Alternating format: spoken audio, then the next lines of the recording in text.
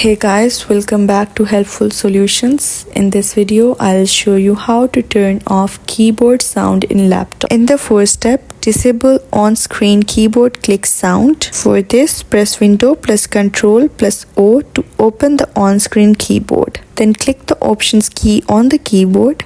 Uncheck Use Click Sound, then click OK. In the next step, turn off touch keyboard sounds. For this, open Settings, then Devices, and after that Typing. Under touch keyboard, toggle off play key sounds as I type. To disable toggle or filter key sounds for physical keyboards, go to Settings, then select Ease of Access, and after that keyboard. Under use toggle keys, switch off play a sound whenever you press caps lock, num lock, or scroll lock. Under use filter keys, click setup filter keys, then uncheck beep when keys are pressed or accepted.